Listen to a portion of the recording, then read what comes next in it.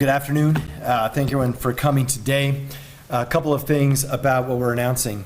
You know, each year before the legislative session, we always try and everyone has different crime packages, different things we're working on. And I want to take everyone back, I think, a couple of places before we dive into the meat and potatoes here. Number one is, recall we announced our policy agenda from the Metro Crime Initiative back in early December. We're happy to speak to that a little bit. This is the other side of that coin. These are the financial investments in crime fighting asks that we're going to be asking for up at the legislature that have resulted out of the hard work of everyone involved in the Metro Crime Initiative, or the MCI for short. Now, by way of background, as a reminder, we started the Metro Crime Initiative last year, and it has some basic tenets. The number one tenet is that we gathered together every individual and entity who is involved in crime fighting in the metro area.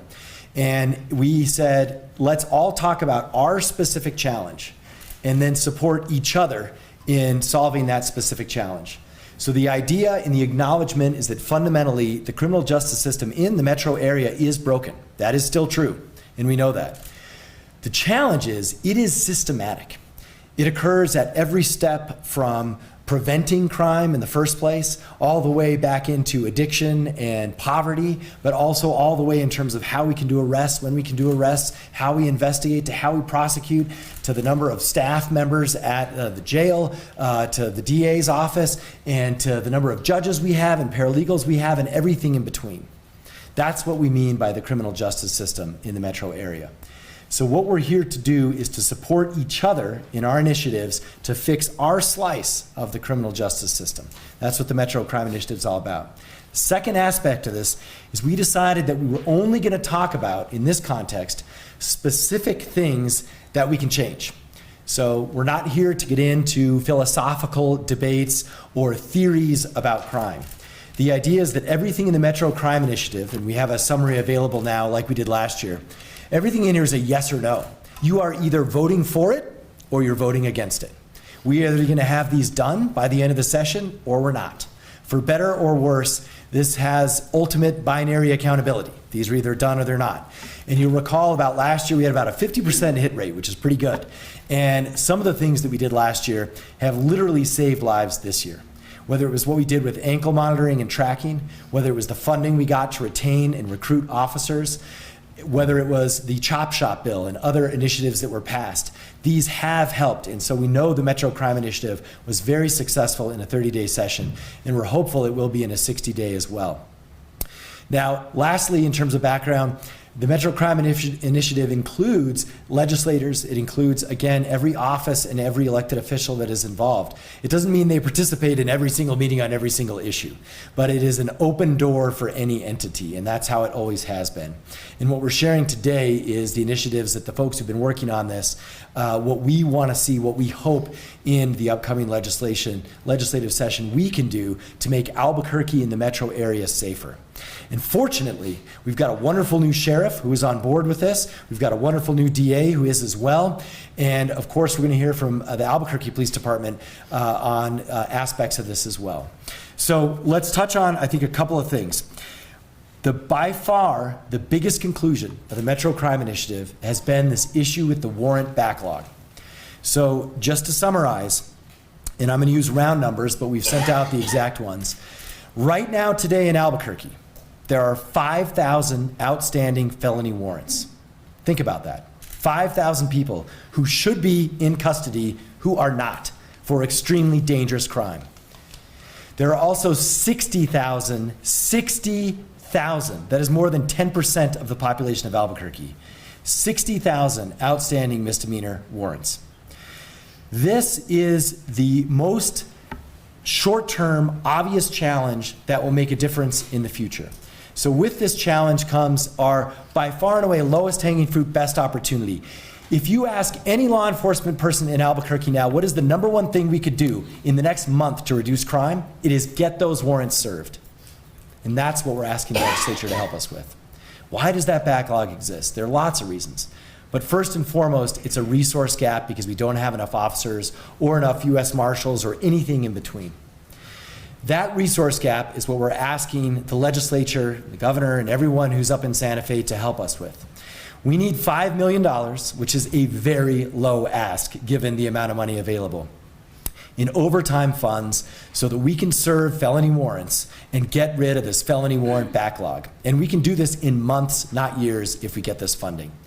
The idea comes from what we've done downtown with our team program with overtime, and it also comes from different programs that we've run with respect to different times of year when we've really focused on warrants. So we know we can do this.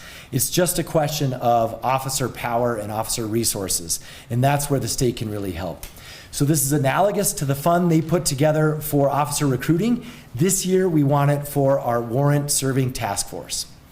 So we also know this is a statewide problem in New Mexico, and so the idea is roughly $5 million for the metro and $5 million for the rest of the state, but again, we'll let the rest of the state sort of articulate their needs. We're just here to talk about the metro area. So we believe this is the #1 way and the fastest way that we can make this city safer in months, not years, and we desperately need the legislature to act on this in the upcoming session. So we're going to hear more about this from our law enforcement partners, but I do want to touch on some of the other aspects of the Metro Crime Initiative that we need. The biggest one is where you are right now. So the last time we were all here, including the media, was the day after COVID was announced. This is our Emergency Operations Center out on the west side. This was set up for that purpose. And of course, we all know, like a month later, we realized we shouldn't be in the same room together. And we never used this facility really again. So we also know that our old real-time crime center, which you've all been to in APD, has been outdated and far too small to serve the entire metro. So now we have moved, welcome to the new real-time crime center in the metro area. And you see out there a desk available for every law enforcement professional and organization and agency in our metro area can now be here with us fighting crime. From the U.S. Marshal to the sheriff to the DA's office, this is now available to the entire community. And thank you to the legislature for funding this move. So this is the result of our victories last session in the Metro Crime Initiative. And so now we are set up to fight crime together, literally. And so this aspect that you see, the aspects of this about coordinating technology and arrests is also one major reason why we have such a high arrest rate this year for homicides. It's because of what the legislature and what the city council and the county commission did to support this effort last year. So I think we can see the fruits of everyone's efforts and their investments right here all around you in our new real-time crime center that again is truly meant to be for the metro area, which it always was, but could never have been in its old format in APD Maine. So with that, I also want to share tiny asks that are just Albuquerque specific. We do want to build a new, essentially, public safety center in the southwest of town. We've purchased land to do that. We'll be talking about that in more detail. We're asking for $10 million for a southwest public safety center. In southwest, by the way, for those of you, this is sort of Coors and Rio Bravo area in terms of what we're talking about in the southwest. We also know, we're going to be talking about this in the future, we're looking at creating a new area command in the university area. And so we need a facility there and funds for that facility. And then we also have to finish this build out. So we need about $3 million to finish a metro area real-time crime center. And then lastly, too, for special operations, there's a lot of interest to have a centralized, it's for the entire state, every law enforcement and fire department in the state to use a training facility in Albuquerque. And we are asking for $20 million to do that at Coronado Park. So we're going to take questions after, as we said, on this. You heard Rebecca's announcement about the other issues that we're dealing with, which we can talk about, again, separately. But what I want to do now is create some space for some of the leaders in our community fighting crime who are also keenly interested in how the legislature can help us literally make our streets safer in the upcoming months. So let's begin with our Chief of Police, Harold Medina. Chief? Thank you, Mayor, and thank you, everybody, for being here. Our request to the legislature has one thing in common. They are all geared around making Albuquerque a safer place to live. We know the concerns of our citizens. We hear it every day. And we're talking about making some changes and doing some things that should have been done a long time ago. The warrant backlog is nothing new. I spent my first 14 years on patrol, for the vast majority of it on Graveyard. And I can't tell you how many times I took a felony offender into custody sat them in the back seat of my car, ran their information on my computer only to hear dispatch say, PD, are you 10-4 officer that individual has a warrant that you just ran? So many times we take individuals into custody in the field only to find that they should have already been in jail to begin with, that they have that felony warrant. Sometimes the media has seen the releases where an individual had multiple felony warrants. One of the easiest ways for us to reduce crime and get some key people into custody is to get these warrants served. When I was in property crimes in 2009, 2010, we had extremely low crime rates in property crimes. And one thing I told detectives is it's about even putting an individual into jail for a short period of time. Because every single week that they're in jail, that is 20 less robberies. That is 10 less stolen cars. And we have to go back to the basics, and we have to make sure that we're doing everything we can to keep the right people in jail. We understand from experience that the entire county benefits from lower crime rates, and I want to thank the Bernalillo County Sheriff's Department for being here. We're starting this new administration off strong with good communication, and with help from our legislatures, we can ensure that APD and BCSO has all the funding it needs to really develop into a one metro area philosophy where we're all working together to make Bernalillo County safe. The real-time crime center, as Mayor mentioned, we've moved it out to the west side. It's become much more robust than it was when we first started, and we've invested a lot of money. $70 million have been invested into the real-time crime center and technology in the metro area. They're more crucial as, for a variety of reasons, the courts, they expect much more technology in our cases. Everybody in the media who reads our warrants realize they're focused around cell phones, they're focused around video, they're focused around license plate readers, and that's what we want to continue to do. But we also know that every time we get a civilian into the real-time crime center and they're able to get all this background information, it frees up our officers and detectives to do work that our sworn officers need to do, and it streamlines the process for our sworn officers to make work easier. It's about working smarter. It's about leveraging resources, making sure that we have everything we need to continue to push forward, and ensuring that we truly do more with less. And I think as we look in the past year, the increase in homicide clearance rates, the decrease in automobile fatal accidents, this is all proving that we could do more with less if we push harder and we bring resources in to help our sworn officers. The digital intelligence team, how many times do we see that in a warrant that they were able to produce key information that led to the approval of an arrest warrant and eventually the arrest of a suspect in a major case? A lot of that happens right here in the real-time crime center. We have working on direct feeds. Our air support unit can now directly feed into the real-time crime center. Our next big step, our next big funding hope is how do we get direct feed from our on-body cameras into the real-time crime center so people could make real-time decisions and we could know exactly what's happening, what our officers are going through, and how we could start them more resources without them having to ask. The unit has the capability to track violent offenders through license plate readers. License plate readers are no longer just about recovering a stolen car.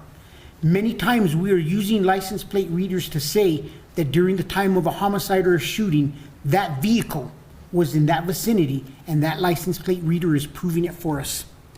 6,000 cameras. Time and time again, we are finding people on video. Look at some of our major cases. We had an unfortunate incident of a young child killed at a crosswalk. We've talked about how that for the first time was a situation where we were able to backtrack a vehicle through the city to find where it entered the roadway.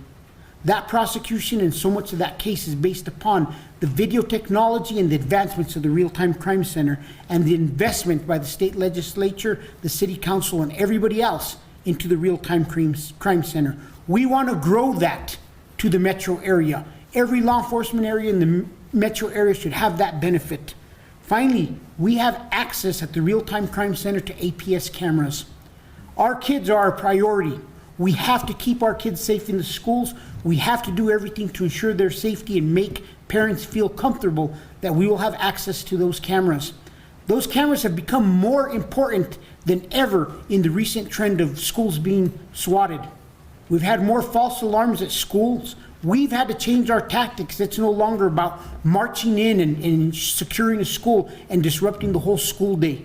Because of this technology and the changes, we're now able to see, is it a credible threat, and are we endangering our kids more and disrupting and creating fear in our educational system and them being there by us marching into the schools? And we've modified our tactics because of the technology that we have.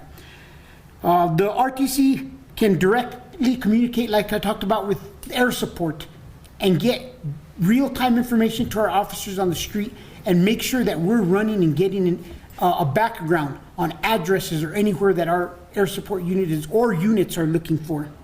All these technology advances have been possible because of the investment from a lot of entities into the Real-Time Crime Center. Let's make this a place where all of the metro area can benefit. Let's fill every one of those seats with Bernalillo County Sheriff's Department, the University of New Mexico Police Department, and let's start working as one law enforcement agency with one common goal: make this metro area safe for every single member of our families, your families, and any other people that we know, care for, and love in this metro area. Thank you. Thank you so much, Chief. And now we want to invite some of our partners who have started off in a wonderfully collaborative way, working with our Albuquerque Police Department and also our policy team. I do just want to mention and thank some folks who've been part of the Metro Crime Initiative. Of course, Damon Martinez, as you know, heads this up on the civilian side over at APD for the police department and for the city of Albuquerque. Deputy Chief Barker is the lead primarily on the policy law enforcement aspect, and Deputy Chief Griego, who's right here, this is his facility, is in charge of all the capital and technology asks. And also our associate CAO, a long-timer, Bob White, is actually quarterbacks all of this for me in the mayor's office. So thank you to them. Now, let's hear from our new sheriff. Wonderful to be reunited with BCSO and have a fresh perspective, and one that is very interested in working with us on this warrant backlog. Chief Sheriff John Allen. Thank you so much for everybody for being here. As you can see, once again, collaboration and making sure we're a unified front. The Metro Crime Initiative door has been open, and the Bernalillo County Sheriff's Office is happy to walk through that door with our partners to make sure the bottom line for everybody in our whole community is to make our community safe. As you look around this facility, thank you so much, Mayor and Chief and our federal partners. Technology is key for, say, battling crime. We have to evolve not only as departments and do it together, but we have seen around the world, and specifically we're asking for funding for more technology and funding for overtime. As we've heard, the criminals on the street, 5,000 felony warrants and over 62,000 misdemeanor warrants. We don't want to be victimized by crime in our community anymore or re-victimized. It is very important to have deputies and officers and other people in law enforcement entities to be working together to get these people off the streets. We've said it time and time again. We have long-term goals, but the community is looking for us to have short-term goals, and what is the result for them to be safer when they wake up in the morning. And as you're looking around the room, this is the way to do it. And the first one is communication, again, collaboration, and once again, technology. We have to keep adding, we have to keep advancing, we have to expand our departments, and we need more people in both departments so we can serve and get all of these warrants off the street.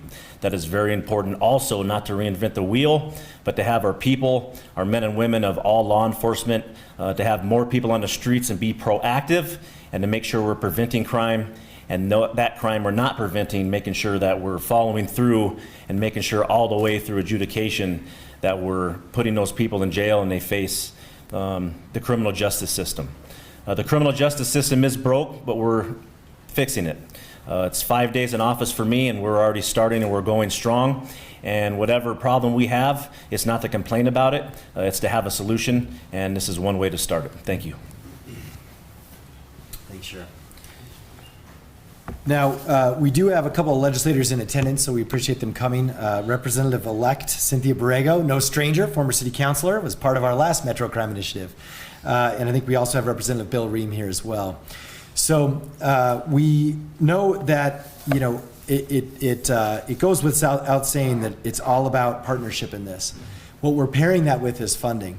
But one entity in particular in the last few years that has stood with us in some of our toughest challenges and is, of course, fundamentally responsible for warrants arrests at the federal level is our U.S. Marshal. And so let's welcome Sonia Chavez. Marshal. Thank you. Good afternoon. We're extremely proud to be here as the federal partner recommitting to this important initiative here in Albuquerque in the metro area.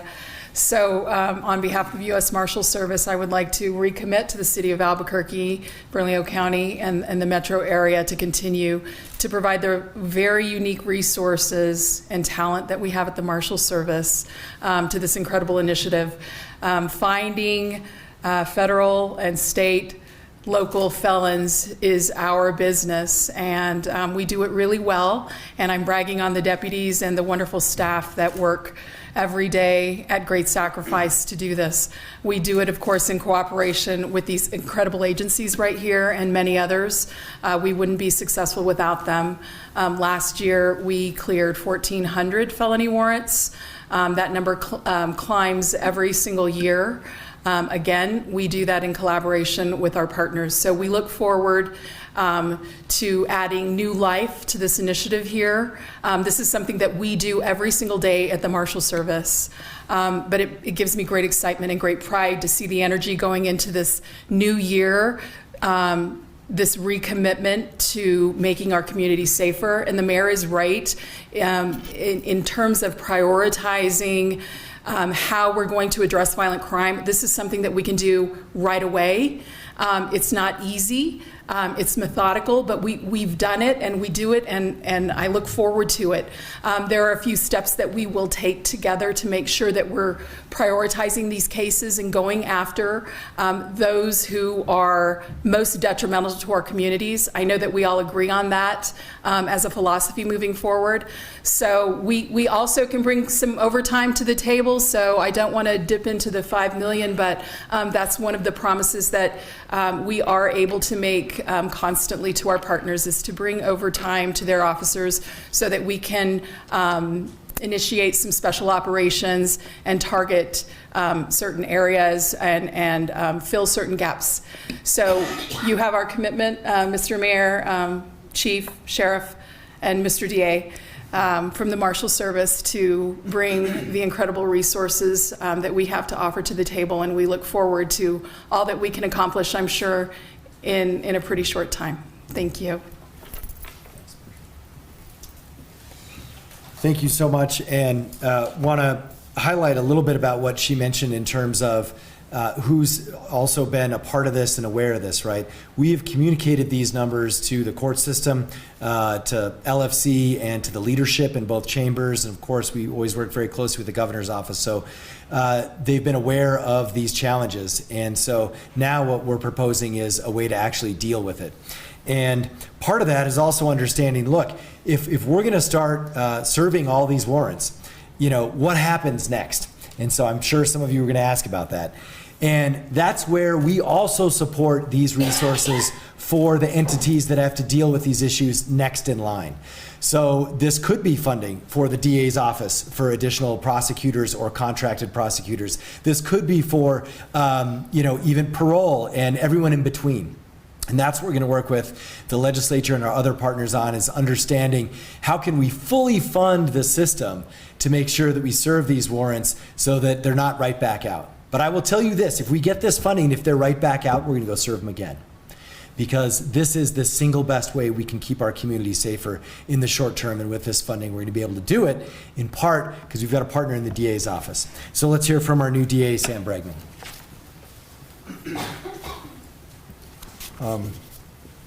Thank you, Mr. Mayor, and Chief. I have to tell you, this facility is amazing. The technology is just fantastic, and it does help. The technology that this building has helped and will continue to help in the prosecution of crime. And we're very grateful to the expenditures and the emphasis you've put on making this work. And thank you, both of you. Obviously, our office is 100% supportive of going after these people with warrants. Obviously, there's too many felony warrants out there right now. And I know that the partnership between the Albuquerque Police Department, the Sheriff's Office, and Sheriff, I do want to say, I know you've only been in office for a few days, but I've been here less. But I do know one thing, the commitment to make a difference, an immediate difference in crime is there, and the mayor and everyone that has spoken is exactly right when what it's going to take. The immediate effect of dealing with this warrant backlog will have a profound effect on crime in this city. And I know the governor's office supports this kind of thing. I know the legislature will hopefully support this kind of thing. I know there's a lot of talk about all the money up there, but I cannot imagine something more important for the city of Albuquerque and the county of Bernalillo than to spend the necessary resources on dealing with this warrant backlog. And I got to tell you, going after violent offenders who don't care about the criminal justice system, about the rule of law, about a judge's order is unacceptable. They don't care. They're gonna start caring. When these guys, these police officers, these deputies, these fine U.S. Marshals, and let me tell you, I said it the other day, and I really mean it because I know a lot of them. The United States Marshal Agency is the best agency in the world at capturing fugitives. And I know we are going to rely on Marshal, on your expertise and your agency's expertise, and I can't wait to work with everybody involved here on rounding up people who commit a violent felony with a gun or otherwise, and will walk in front of a judge and say, I'll be back. I'll be back to court when you tell me I have to be back, and then they're in the wind, and they give the judicial system and that court order the middle finger. It's unacceptable.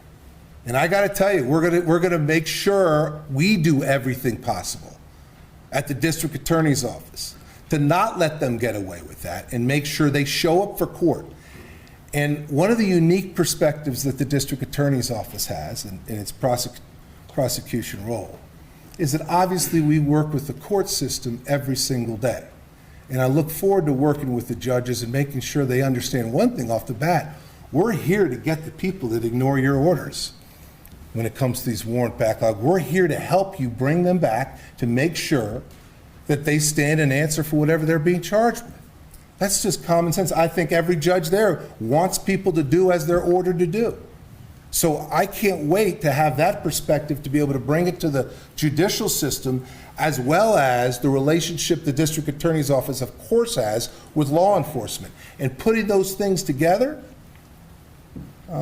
my advice would be if you have a warrant right now out there in the community of Albuquerque, go turn yourself in and save yourself some time. Because I know the legislature, I know the governor, I know everyone in this room is committed to making this happen. And this, I believe, and I'll say this the last time and then I'll end, this is the one thing that can have an immediate effect on crime, on what's going on in this city, an immediate effect. So I will obviously be at the legislature supporting the mayor's initiatives and doing the best I can to explain the reasons why to the legislature.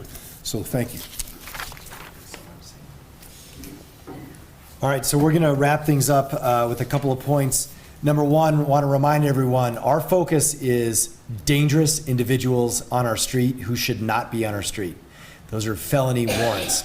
And as the U.S. Marshal said, and as the DA, they'll categorize and prioritize exactly who that is and what level of felony that is associated with. I do want to mention, because I also feel like someone's going to ask, what about the 60,000 misdemeanor warrants? Look, we got to take care of the felony dangerous warrants. That we all agree on. We'll see what happens next, but I will tell you this.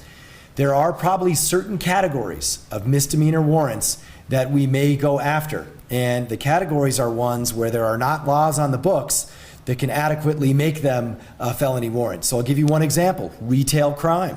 If you've got 12 misdemeanor charges for shoplifting, we're probably going to go serve that warrant because we know you're the person who is just stealing stuff from Target and all our big box places every single day and have a garage filled with all these things from big box stores, which you're going to hear a little bit more about later. So there are slices of those misdemeanor categories where we are going to demonstrate that we're going to enforce the law in Albuquerque, New Mexico. Now, lastly, let me conclude with what I was supposed to do in the beginning. What's behind me? So, Real-Time Crime Center, here's what you did not have a year ago. We had some cameras a while ago. Now we have how many total? Almost 9,000. Almost 9,000 cameras that they can tap into, including every camera in our public schools. That didn't exist 6 months ago. Credit to the chief and his team for making this happen and our technology department. Over here on this side, we have this is basic, but this is literally the calls that are holding. You can see what's going on in our city right now. And, just as a nod to some of the health issues in our households, look at this, suicide, family dispute. This, again, we know these are different policy issues that we've talked about in the Metro Crime Initiative, but you can see what the calls are right here. And then what also is brand new is this. This shows us where they're happening so that we can direct the right resources and the nearest cars to them. There's actually a layer on this that shows the cars, the units that are closest by. And so this entire setup is also brand new as of about 9 months ago or so. And so this is now what we use when we have those situations that the chief mentioned. We are on scene, but we're tracking cars through intersections. Our license plate readers are reading their license plate, running them across the state database. And then we're able to see what units are nearby way faster than dispatch can. And so we're able to coordinate and triangulate how to get them. And then on top of all of this, one of these dots is gunshots.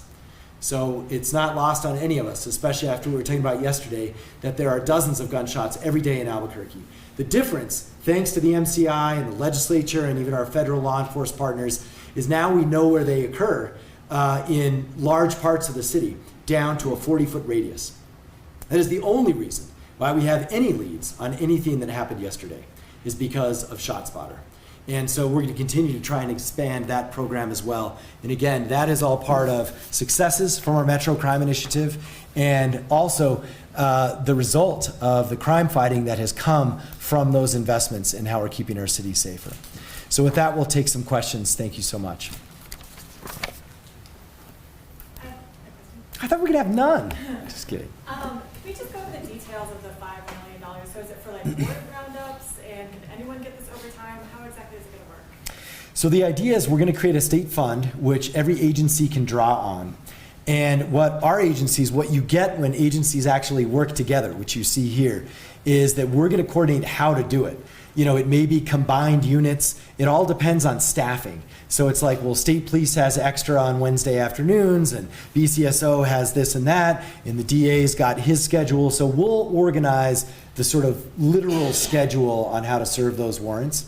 But all of it's going to come from overtime so that it doesn't drain from this list, right? Right now, if we were serving these 5,000 warrants, no one would be responding to any of these calls. That's the issue we're in.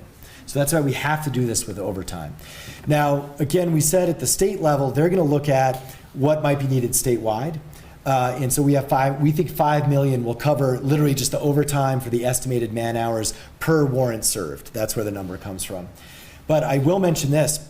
I think the fun legislative task, the policy-making task, is what other funds need to be made available to push those warrants through the system.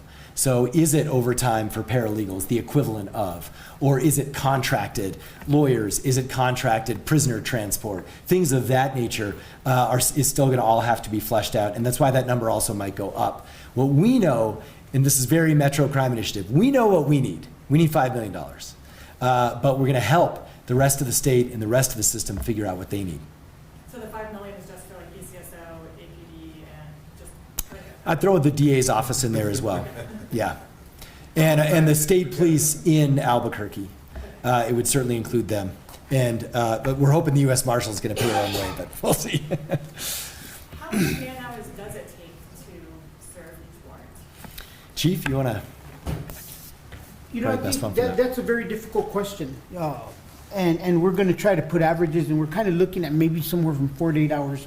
But that's generally saying, because there's sometimes our officers go out, they knock on a door, and they find somebody with a felony warrant, and they take them to jail.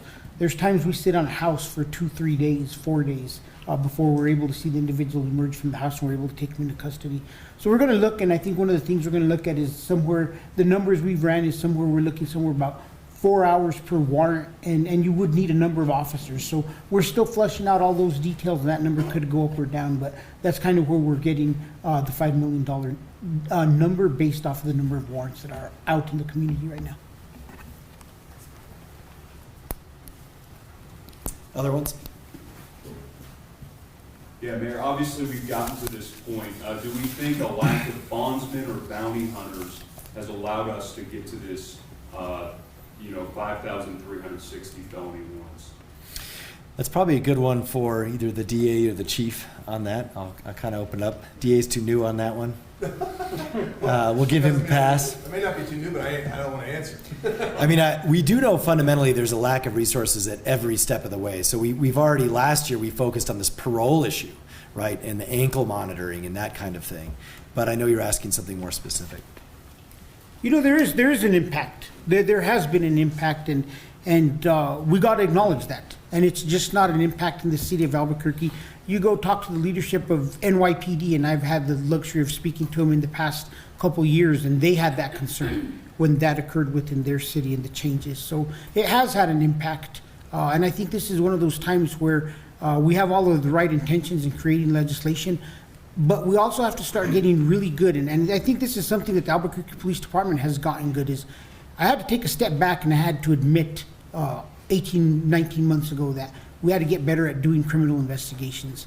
And I think that our state as a whole, legislators, leaders, we need to sometimes take a step back and say, we had the greatest of intentions, but where do we find a middle ground in being able to have a process that works? And we should never be expected to develop a process one time and that process work correctly. So maybe there is room for us to make modifications to ensure that there is accountability for individuals who are committing crime and are released into the community. Other questions? I have one. Now, Mayor, I know you mentioned that we're still waiting for those funds for the legislature. If and when those funds are secured, what will be those next steps after the funding is secured to start this project? Like maybe more warrant roundups in the future or anything like that that you can speak of right now? Well, for us, we want to be clear, this is really about felony warrants. And I know historically that term has been used in non-felony cases, and that's not what we're talking about, other than like that real-time or that retail crime situation. So basically the process will work like this. We're going to try and do what we can with existing resources. And so we've ramped up on that, and we have, now that we have some additional partners, we're going to do more of this no matter what. But the question is getting down the backlog, right? The backlog's going up, so we need more resources. And so what we'll do is we're going to be doing this on our own, and then as soon as that funding is available, say roughly in, the session would end in March. There's a 30-day signing period, that's April. Usually everything comes out, unless it has an emergency clause, July 1. And so, but we'll use that time between the end of the session and July 1 to set up and organize the resource allocation and the staffing model and sort of the calendar for how we'll do it. And also, from time to time, we even do short-term loans against funding that we know is coming. So the important thing is it passes the legislature, and we're talking about months, not years, just a few months to get this up and running.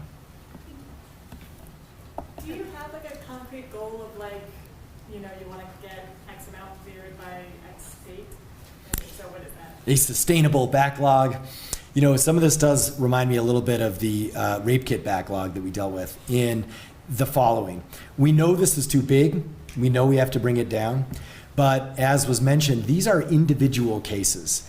And so it's a disservice to sort of pick a number or a threshold. We just want this to go down drastically, and then we'll understand what's an appropriate number. And this was the same with the rape kit backlog. There were, tens of thousands of backlog. There's always a backlog for a couple of months till it's processed, right? So we understand there has to be some backlog, but it should never be 5,000 for our city. Yeah. You know, and I think one of the things that we need to remember, Lisa, is I think this is where the importance of partnerships comes in. You know, it's not going to be just APD deciding or BCSO deciding. You know, myself and our new DA have already spoken, and we need to have a priority system. We need to recognize and see who are our drivers of crime, and we've talked about that. And we also want to make sure that we just don't serve these warrants, that the DA's office is prepared, and we have cases ready to make sure that these individuals stay in custody, and we put our best foot forward in preventative detention hearings. So that number, we don't have an exact number, but I think as we go along, we'll decide which ones are priorities, which ones are going to have the greatest impact on crime. Because if you go out and you ask every auto theft detective, you ask a lot of our detectives, they can tell you who the drivers of crime are. This is about us working together, getting those individuals into custody, and having a good game plan on the back end to make sure that we do everything we can to keep them into custody. And this is where the new program that we've been working with Commander Hartsock is going to come into play, is like, how are we going to make sure we're putting all of our resources towards good, strong discovery coming forward right off the back, so the DA's office has that information at their hands when they go to a detention hearing. Any other questions? I have just one more. I'm not sure maybe who best want to answer this, but how did you guys kind of settle on wanting to focus this year on those felony warrants? I know you guys have had a lot of communication between each other. If you guys want to talk a little bit about how and why you guys decided to focus on that this year? Yeah, a couple of reasons. One of the things that the methodology behind MCI has brought to light, it's the intersection of impact and what's possible. And often, you know, when you convene people and you gather, there's wonderful ideas and brainstorming, but, you know, all of it is really difficult to pull off. This is not. And so this stuck out right away. We had all sorts of ideas, and a lot of them are in our MCI package, and they're important ideas for preventing the warrant backlog in the first place. So that is where we have to go as a community and as a society. But I also know that people want safer streets now, right? They want to feel safer now, not 5 years from now when all these programs take into effect. And when we said, like, what is the single thing that we could do? There was almost no other answer either. This is the one thing we can execute on, we can deliver on, that will make us safer. And we're open to other ideas as well, but it stuck out right away. And we actually had a grid that looked like that, and it's like what's impact and what's actually doable. And this was the only one on the far right-hand side. All right, thank you, everybody. Thanks so much.